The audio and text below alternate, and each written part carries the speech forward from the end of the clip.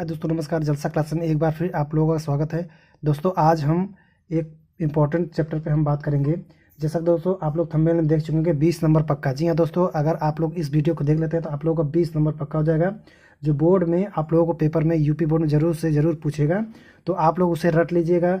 मैं गारंटी देता हूँ उसे रट लेंगे तो उसमें से आप लोग 20 में से देखेंगे, जो मैं सेट करा रहा हूँ तो उसमें से देखेंगे 20 में 20 लेके आप लोग हल जरूर कर पाएंगे। ठीक है बच्चों, चलिए हम वीडियो को देखने करते हुए बच्चों आज हम इस टॉपिक की बात करेंगे कि गणित जो है सेट हमारा 3 है 2024 का 822, इसका कोड है 822 और HX कोड जो पूर्णांक 70 नंबर का रहता है। लेकिन हम बहुगुणनफल सॉल्व कराएंगे, बहुगुणनफल आप लोगों का 20 नंबर अवश्य पक्का करके जाएंगे। चलिए वीडियो को देखना करते हुए वीडियो को स्टार्ट करते हैं। जी बच्चों, अभी आप लोग इस चैनल पर नए हैं तो चैनल को सब्सक्राइब कर दीजिए, वीडियो को लाइक कीजिए, जैसे हम लोग आप लोगों को टाइम टू टाइम सेट को करा सकें। ठीक है, इससे हमको आप लोगों को मोटिवेशनल यही हम समझ के आप लोगों को डेली प्रोवाइड करेंगे। चलिए हम वीडियो को अब स्टार्ट करते हैं। खंड आग जैसा दिखाई दे रहा है।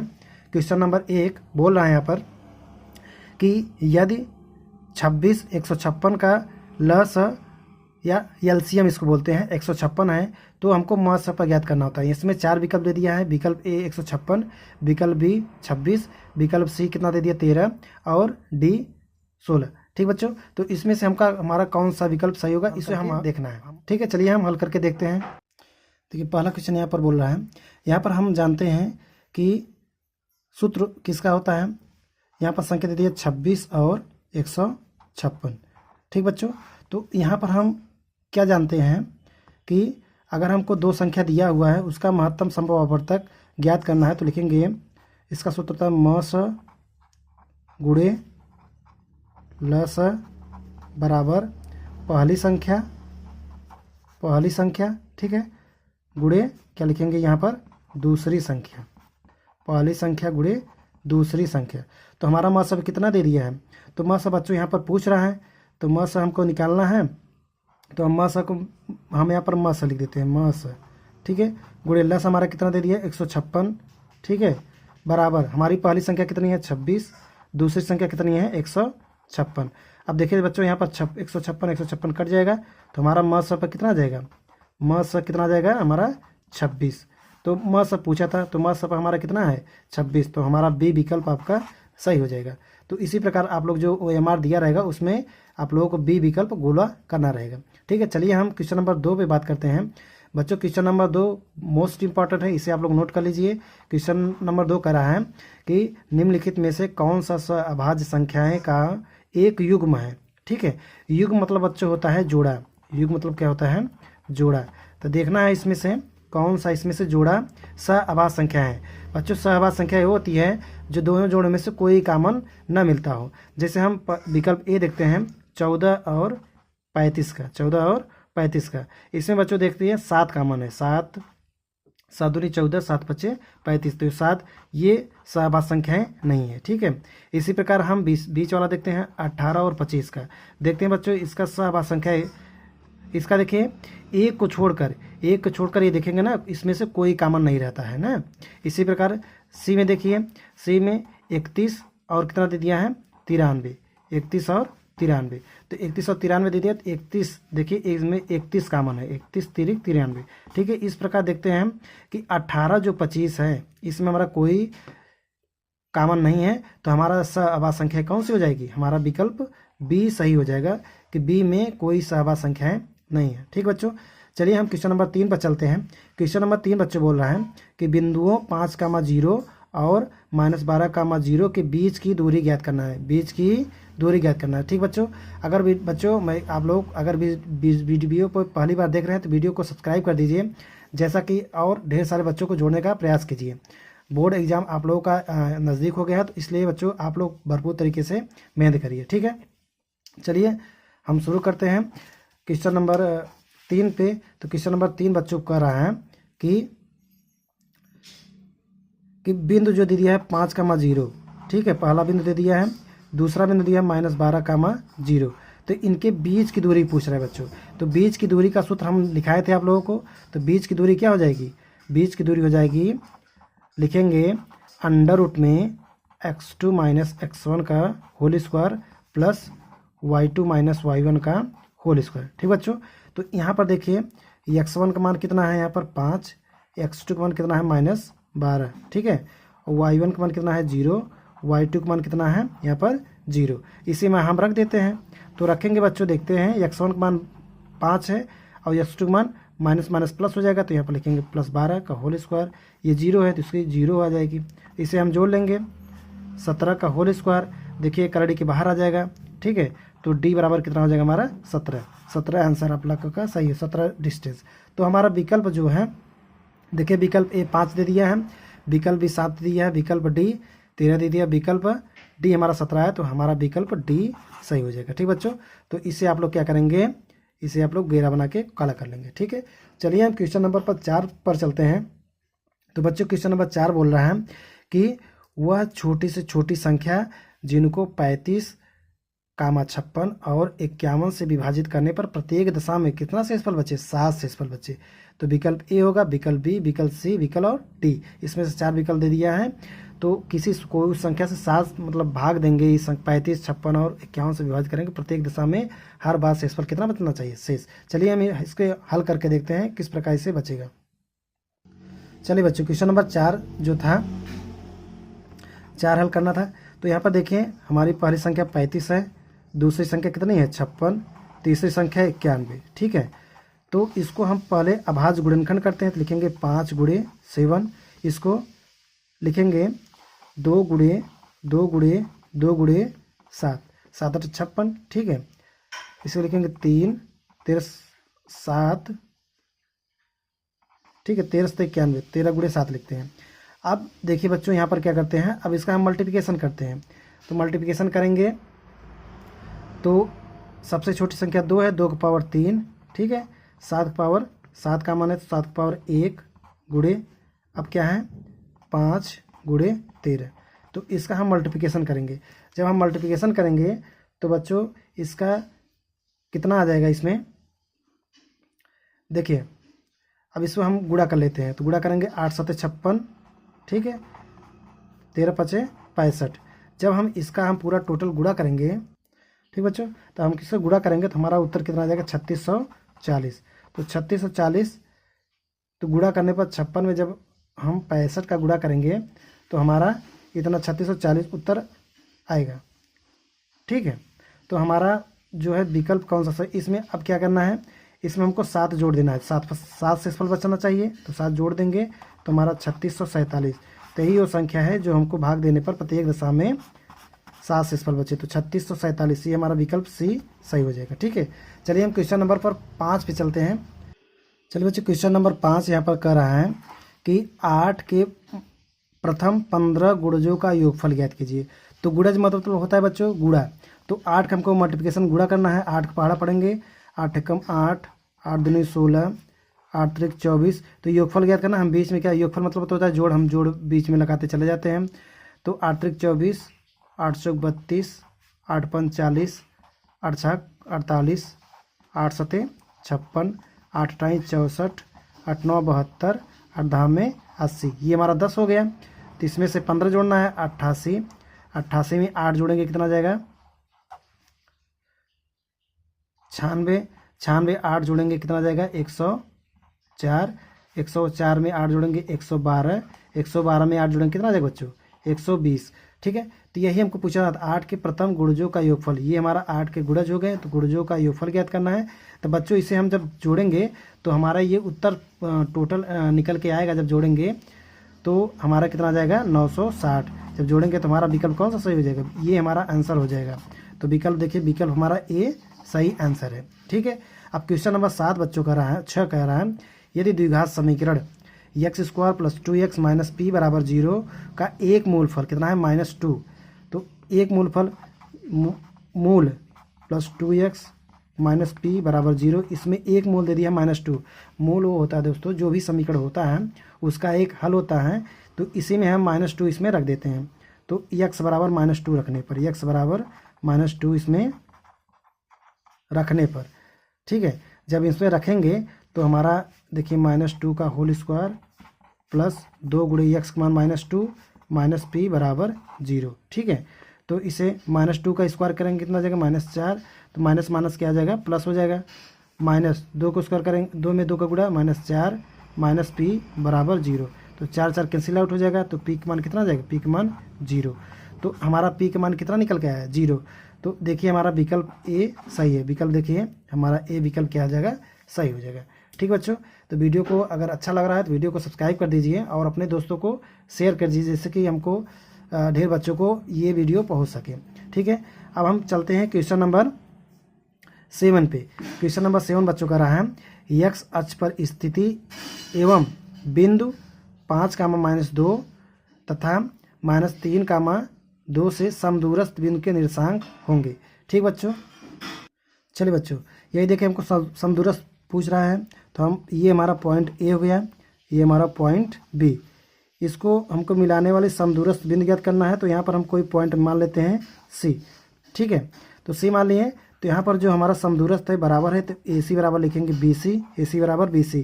तो ये जो हमारा पॉइंट है तो यक्स अक्ष कह रहा है, तो यक्स अक्ष पे बोल रहा है बच्चों, वाई बराबर हमारा 0 हो जाता है, तो हमारा कोऑर्डिनेट का हो गया यक्स कामा 0।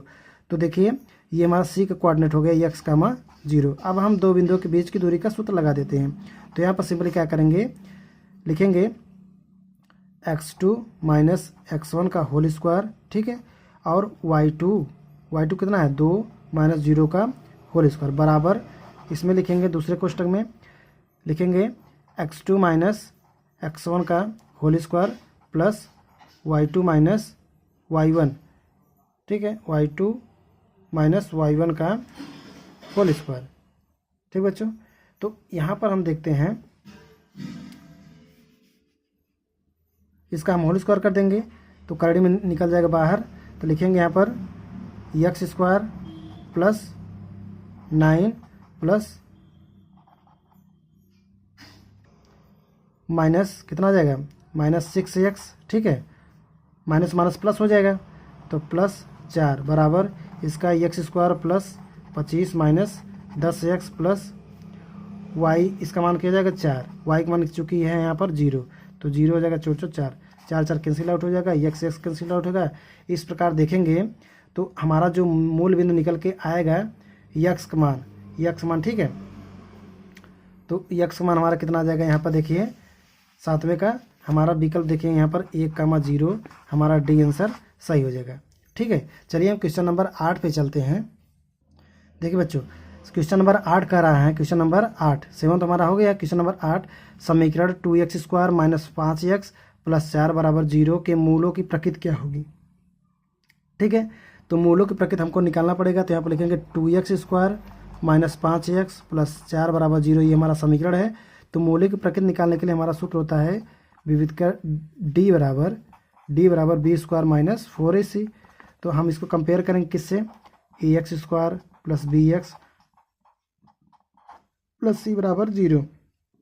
तो हमारा a बराबर 2, b बराबर -5, c बराबर 4। ठीक है, तो हमारा b का मान -5 का होल स्क्वायर -4, a का मान 2, c का मान 4। तो हमारा 5 का वर्ग करेंगे -25 का 25 माइनस 4 दूनी 8, 8 दूनी 16। तो यहाँ पर हमारा d का मान कितना आ जाएगा, जब 25 में से 16 घटाएंगे तो हमारा उत्तर 9 आएगा। तो देखिए ये प्लस में आ रहा है, तो प्लस में आ रहा है, तो ये हमारा जो उत्तर हो जाएगा तो वास्तविक होगा, मतलब ये प्लस में आ रहा है तो वास्तविक और समान रहेगा। ठीक बच्चों, तो हमारा विकल्प कौन सा सही हो जाएगा, विकल्प ए सही हो जाएगा। चलिए हम क्वेश्चन नंबर अब 9 पे चलते हैं। बच्चों क्वेश्चन नंबर 9 कह रहा है कि दो त्रिभुज हैं, एक दूसरे के समरूप होंगे। कब समरूप होंगे, यदि उनके संगत कोण बराबर होंगे। जी हाँ बच्चों, जब उनके संगत कोण बराबर होंगे तो त्रिभुज क्या होंगे, एक दूसरे के समरूप होंगे। दूसरा कह रहा है यदि इनकी संगत भुजाएं समानुपाती होती हैं। हाँ जी हाँ दोस्तों, समरूप त्रिभुज जब होती हैं तो वो क्या होती है, एक दूसरे की संगत भुजाएं समानुपाती होती हैं, ये भी सही है। सी, ए और बी दोनों विकल्प सही हैं, इनमें से कोई नहीं। तो विकल्प हमारा ए भी सही है, बी भी सही है, तो विकल्प ए और बी दोनों दिया है, तो हमारा विकल्प कौन सा सही हो जाएगा, विकल्प सी आपका सही हो जाएगा। ठीक बच्चों, चलिए हम क्वेश्चन नंबर 10 पे चलते हैं। क्वेश्चन नंबर 10 बच्चों देखिए यहाँ पर पूछ रहा है, चित्र में जो चित्र हमारा बना हुआ है यहाँ पर देखिए कोण ODC 70 अंश दे दिया है। ठीक है, और समरूप है किसके, त्रिभुज OBA के, OBA समरूप, ये एक दूसरे के समरूप है। जब बच्चों देखिए जेड का आकार बन रहा है ना, तो ये हमारी कोण कितनी हो जाएगी, ये हमारी 70 अंश की हो जाएगी। कितनी हो जाएगी? देखिए जो जेड कोड बना है ये हमारे 70 अंश की कोड हो जाएगी। ठीक है, अब देखिए कोड बी ओ सी हमारा दे दिया 125 अंश, और कोड COD 70 अंश दे दिया है। तो त्रिभुज पूछ रहा है कोड OAB का हमको यही मान पूछ रहा है। ठीक है, तो यही मान पूछ रहा है, तो कैसे निकालेंगे हम? तो सिंपली देखिए बच्चों, ये जो हमारा AC है, जो हमारा AC देख रहे हैं, क्वेश्चन नंबर आगे बात करते हैं 10 पे। तो ये जो हमारा AC है, AC एक सरल रेखा है, 180 अंश कोण बनाएगी। ठीक है, तो 180 में से इसको कोण घटा देंगे तो ये वाला हमारा निकल आएगा। तो घटाएंगे तो कितना आ जाएगा? 5, 7 में से 2 गया, कितना गया? 55। तो ये हमारा 55 हो गया, 55 अंश। ठीक है, तो ये हमारा 70 अंश था ही, तो 70 में से इसे जोड़ेंगे, तो 70 जोड़ लीजिए इसमें से, कितना जाएगा? 125। तो 125 में से तो ये हमारा कितनी निकल के आएगी? 55। ठीक बच्चों, तो 180 में से, कि चूँकि त्रिभुज के तीनों अंतों कोणों का योग 180 अंश होता है, तो 180 में से 125 घटा देंगे तो 55 आ जाएगा। तो हमारा विकल्प कौन सा सही हो जाएगा? विकल्प ए, 55 सही है। ठीक बच्चों, चलिए क्वेश्चन नंबर 11 पे चलते हैं। तो बच्चों अगर वीडियो को बड़ी मेहनत लगती है तो आप लोग उसके चैनल को सब्सक्राइब कर लीजिए प्लीज़। ठीक है, अब हम क्वेश्चन नंबर 11 पे चलते हैं। चलिए बच्चों, क्वेश्चन नंबर 11 का रहा है कि यदि साइन थीटा बराबर कास थीटा के, साइन थीटा बराबर किसके बराबर हो गया? कास थीटा के, और 0 से बड़ा है जो थीटा, और 90 अंश से छोटा है या बराबर है, तो थीटा का मान ज्ञात कीजिए। तो यहाँ पर बच्चों, यहाँ पर देखिए साइन थीटा बराबर कास थीटा के, ये बराबर है। तो हम सिंपली क्या करते हैं, दोनों पक्षों में क्या करते हैं, साइन थीटा का हम भाग देते हैं, या कॉस थीटा, हम यहाँ पर कॉस थीटा इस साइड भाग देते हैं, कॉस थीटा इस साइड भाग देते हैं। ठीक है, ये तो कैंसिल आउट हो जाएगा, इसे हम बोलते हैं tan थीटा। तो बराबर कितना जाए? 1। तो हमारा tan में जो 45 अंश का मान होता है 1, तो हमारा tan कैंसिल हो, थीटा बराबर कितना जाएगा? 45 अंश। तो हमारा विकल्प कौन सा सही हो जाएगा? विकल्प 45 अंश सही हो जाएगा। चलिए क्वेश्चन नंबर 12 पे चलते हैं। तो बच्चों क्वेश्चन नंबर 12 हमारा क्या रहा है? साइन 15 अंश बटे कास 75 अंश का मान ज्ञात कीजिए। तो बच्चों हम साइन को क्या लिख सकते हैं? साइन 90 माइनस क्या लिख सकते हैं? यहाँ 75 लिख सकते हैं इसको। ठीक है, तो यहाँ पर नीचे कास्ट तो है ही। ठीक है, तो हम जानते हैं एक सूत्र होता है कि साइन 90 माइनस थीटा बराबर क्या होता है? Cos theta. तो हमारा ये क्या हो जाएगा? ये हमारा कॉस थीटा का कितना है? 75, तो बटे कॉस 75। तो कॉस 75 कैंसिल आउट हो जाएगा, कितना आ जाएगा हमारा? 1। तो हमारा ए विकल्प ए सही हो जाएगा। देखिए हमारा एक आ रहा है उत्तर। ठीक है, चलिए हम क्वेश्चन नंबर 13 पे चलते हैं। क्वेश्चन नंबर 13 बच्चों का रहा है कि यदि साइन थीटा बराबर साइन माइनस कॉस थीटा बराबर 0, तो sine 4 theta minus cos 4 theta का मान यहाँ पर ज्ञात करना है। ठीक बच्चों, तो सेम क्वेश्चन है, सेम टू सेम सवाल है, आप लोग केवल भ्रमित कर रहा है, बहुत आसानी के साथ इसमें 1 नंबर पा सकते हैं। तो यहाँ पर देखिए sine theta minus cos theta बराबर 0 दे दिया है, तो लिखेंगे साइन थीटा बराबर कॉस थीटा। तो इसे हम कॉस थीटा से भाग देंगे जिस प्रकार ये लगाए हैं, तो लिखेंगे tan थीटा बराबर हमारा क्या जाएगा? 1। tan थीटा बराबर 1। तो जो हमारा क्वेश्चन पूछ रहा है कि साइन 4 थीटा बटे कॉस 4 थीटा में हम सिंपली दोनों में क्या करते हैं? भाग दे देते हैं। तो लिखेंगे sine 4 theta plus cos 4 theta बटे कास 4 थीटा के बाद भाग दे रहे हैं। ठीक है, तो हमारा जो उत्तर आ जाएगा इसमें देखेंगे तो 1/2 क्या हो जाएगा? 1/2 ये सही हो जाएगा। ठीक बच्चों, अगर ये वीडियो आप लोगों को ये कमेंट करना है कि सर ये कैसे है, तो उस वीडियो में कमेंट करिए, हम आप लोगों का अवश्य उत्तर देंगे। ठीक है, हम क्वेश्चन 1 छोड़ रहे हैं। तो चलिए हम क्वेश्चन नंबर हम आगे पे बढ़ते हैं, क्वेश्चन नंबर 14। ठीक बच्चों, ये क्वेश्चन नंबर 13 पे आप लोग अवश्य कमेंट करिएगा, अगर नहीं समझ हम उसको अवश्य बताएंगे। अगर आप लोग कमेंट करेंगे तब बताएंगे, जरूर बताएंगे। ठीक बच्चों, चलिए हम क्वेश्चन नंबर 14 बोल रहा है सेक ए प्लस tan ए दूसरे क्वेश्चन को 1 माइनस साइन ए, ये दिया है तो मान होगा। ठीक बच्चों, इसका हमारा मान पूछ रहा है। सेक ए tan ए 1 माइनस से साइन ए का मान ज्ञात कीजिए। तो यहाँ पर हम सिंपली क्या करते हैं, तो सेक ए है तो हम इसे लिखते हैं 1/cos ए, 1/cos ए। इससे हम लिखते हैं साइन ए अपॉन cos ए, ये हम ब्रेक कर देते हैं, चूँकि हम जानते हैं tan ए का सूत्र होता है साइन ए अपॉन cos ए, तो 1 माइनस साइन ए। अब हम क्या करते हैं दोस्तों, अब हम इससे लघुत्तम समापवर्तक ले लेते हैं, लिखेंगे 1/sin ए, ठीक है, बटे cos ए 1 माइनस साइन ए। ठीक है, तो ये हमारा a प्लस बी पहले क्वेश्चन में, दूसरे क्वेश्चन में a माइनस बी का सूत्र बन गया। तो लिखेंगे 1 माइनस साइन स्क्वायर ए बटे कॉस ए। ठीक है, तो ये हमारा हम जानते हैं कि साइन स्क्वायर ए प्लस कॉस स्क्वायर ए बराबर 1 होता है। ठीक है, तो इस प्रकार हम इसको क्या लिख सकते हैं, कॉस स्क्वायर ए। तो लिखेंगे क्या, कॉस स्क्वायर ए बटे cos A. Cos A consider तो हमारा उत्तर क्या जाएगा, कॉस ए।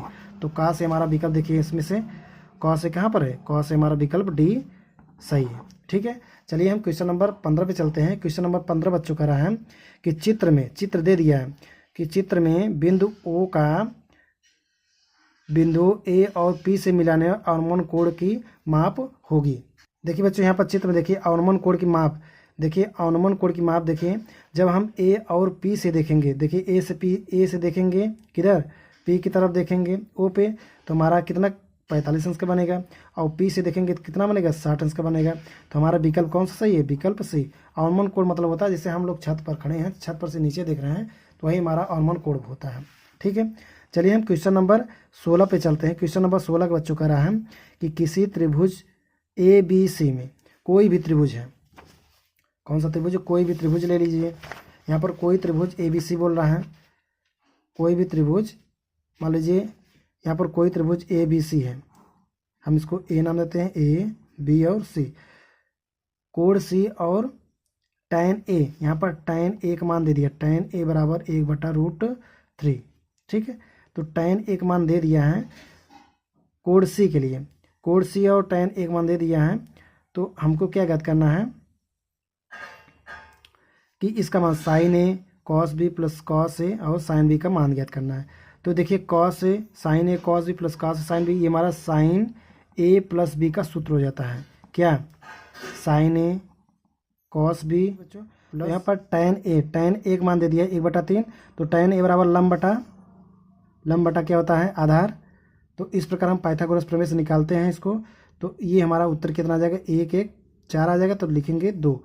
तो हमारा कड़ कितना आ जाएगा, 2। तो यहाँ पर हम साइन सी को निकाल सकते हैं आसानी के साथ। तो साइन सी बराबर क्या हो जाएगा, लंब हमारा ये हो जाएगा, लंब बटे साइन सी बराबर लंब बटे कड़। तो हमारा सी कितना निकलेगा, साइन 60 अंश। तो सी बराबर कितना आ जाएगा, 60 अंश। तो यहाँ पर हम लिख देंगे हमारा सी का मान देखिए 60 अंश आ गया, इसका मान कितना आया था 30 अंश। ठीक है, तो हमारा बी का मान कितना आएगा 90 अंश। तो हम लिखेंगे साइन ए का मान कितना है 30, बी का मान 90 अंश। तो इसे जोड़ देंगे तो साइन, तो हमारा उत्तर देखिए साइन 90 अंश का मान कितना आ जाएगा 1। तो हमारा विकल्प कौन सा सही हो जाएगा, विकल्प 16 का सी आपका क्या हो जाएगा, सी। ठीक है, विकल्प 1 सही हो जाएगा। चलिए हम क्वेश्चन नंबर 17 पे चलते हैं। क्वेश्चन नंबर 17 बच्चों का रहा है, एक घड़ी की मिनट की सुई 8 सेमी लंबी है, तो 1 मिनट में मिनट की सुई द्वारा बनाए गए त्रिज्यखंड का क्षेत्रफल। ठीक बच्चों, तो त्रिज्यखंड का हम लोग जानते हैं, त्रिज्यखंड का क्षेत्रफल क्या होता है। तो एरिया लिखते हैं θ/360 गुणे पाई आर स्क्वायर। इसमें देखिए त्रिज्या कितनी है 8 सेंटीमीटर। तो 1 मिनट में, तो 1 मिनट बच्चों जब घड़ी देखेंगे, घड़ी की सुई 1 मिनट में कितनी सेकंड चलती है, तो 5 या 6 अंश का कोण बनाती है। लिखेंगे 6 अंश बटे 36 360 गुणे पाई आर स्क्वायर। तो 6 कट जाएगा, 36, तो 1/60, तो पाई आर स्क्वायर, ये हमारा क्या हो जाएगी उत्तर। तो पाई बटे 17 का ये हमारा क्या हो जाएगा, पाई आर स्क्वायर बटे 60। ये हमारे त्रिज्यखंड का क्षेत्रफल जो 1 मिनट में मिनट की सुई चलती है, तो हमारा क्षेत्रफल हो गया। ठीक बच्चों, तो क्वेश्चन नंबर हमारा 18 अब चलते हैं। क्वेश्चन नंबर 18 का रहा है कि 1/2 सेमी व्यास वाले किसी अर्धवृत्त, जैसे मान लीजिए हमारा ये अर्धवृत्त है, ठीक है, तो ऐसे बना तो है अर्धवृत्त। तो ये हमारे जो व्यास है, तो ये व्यास है हमारा 1/2 है। तो हमारा जो त्रिज्याएँ निकल के आएंगी, तो ये भी 1/4 हो जाएगी, 1/4, जो कि छिद्रा व्यास जो है त्रिज्या की दोगुनी होती है। तो हमारे त्रिज्या की आधी हो जाएगी, तो 1/2 व्यास है, तो 1/4 हो जाएगा क्या, त्रिज्याएँ। ठीक है, तो बोला संपूर्ण पृष्ठ का क्षेत्रफल। तो संपूर्ण पृष्ठ का क्षेत्रफल ज्ञात करने बच्चों जो अर्धगोले का है, तो लिखेंगे इसका जो अर्धगोले का परिमाप होता है 2 पाई आर स्क्वायर। ठीक है, इसमें क्या जोड़ेंगे, इसमें पाई आर, जो हमारी ये त्रिज्या हो जाएगी, इसमें हम जोड़ देंगे पाई आर। ठीक है, तो तो पाई आर जोड़ेंगे तभी ना ये जो संपूर्ण पृष्ठ हो जाएगी, संपूर्ण पृष्ठ होगा ना। तो इस प्रकार हम क्या करते हैं, पाई आर लिखते हैं। देखेंगे तो लिखेंगे यहाँ पर पाई कॉमन लेंगे, ठीक है, लिखेंगे ट्रू। तो 1/4 है तो 1/4 का 1/4 गुणे 1/4 प्लस 1/4, ठीक है, इसमें 2 तो पाई, तो 1/8 प्लस 1/4 ये हमारा इतना आ जाएगा। तो जोड़ेंगे इसको कितना आ जाएगा, प्लस लेंगे तो 4/8 3/8 पाई, जोड़ेंगे कितना आ जाएगा 3 पाई/8 सेमी स्क्वायर। हमारा ये क्या हो जाएगा, उत्तर कौन सा सही हो जाएगा, उत्तर ए आपका 1/8 पे चलते हैं। क्वेश्चन नंबर 19 हमारा बोल रहा है कि किसी बारंबारता बटन के लिए माध्य दे दिया है कितना, माध्य और माध्यक दे दिया है 26.1 और माध्यक दे दिया 25.8। तो बटन के लिए बलों की बहुलक ज्ञात कीजिए। तो सूत्र होता है दोस्तों, लिखेंगे 2 गुणे माध्य बराबर 3 गुणे माध्यक माइनस बहुलक, ये हमारा बहुलक का सूत्र हो जाता है। तो इसमें हम सिंपली क्या रखते हैं, लिख देते हैं 2 गुणे माध्य कितना है 26.1। तो हमारा बहुलक पूछा है तो लिखेंगे 3 गुणे 35.8 माइनस बहुलक पूछा है तो बहुलक ज्ञात करना है। तो यहाँ से हम 26 का गुणा करेंगे, 26 दूना 72, ठीक है, तो 72.2 बराबर 3 8 24, 2 3 5 15, 2 17, हाथ से लगा 1, 3 दूनी 6 1 7, ठीक है, दशमलव में लगा 1 तो लगेंगे बहुलक माइनस बहुलक। तो बहुलक उस साइड लेके आते हैं तो हमारा बहुलक लिखेंगे तो इसमें से घटा देंगे, 7.4 में से 72.2 घटाएंगे तो 2.50, देखिए 5.2 आया है। तो 5.2 जो आपका उत्तर है आप लोगों का क्या है वो सही है, ठीक है। तो ये हमारा विकल्प कौन सा सही हो जाएगा, विकल्प सी आप लोगों का सही हो जाएगा। इसमें पूछ रहा है बच्चों केंद्रीय प्रवृत्ति की माप ज्ञात कीजिए। केंद्रीय प्रवृत्ति की माप कितनी होती है, बारंबारता तो होते हैं माध्य और मध्यिका। तो 20 का क्वेश्चन हो जाएगा। तो आप लोगों का बी और सी दोनों सही है, तो विकल्प कौन सा सही है, विकल्प डी, बी और सी दोनों। हमारा बी भी मापते केंद्रीय प्रवृत्ति का मापते हैं और माध्यक भी केंद्रीय प्रवृत्ति का माप नापते हैं। चलिए बच्चों, आप लोगों को अगर वीडियो को अच्छा लगा तो वीडियो को सब्सक्राइब कर दीजिए और दोस्तों को शेयर कीजिए। चलिए, वीडियो आप लोगों को मज़ा आया होगा, अच्छा लगा होगा तो वीडियो को जरूर सब्सक्राइब कर दीजिए। चलिए हम अगले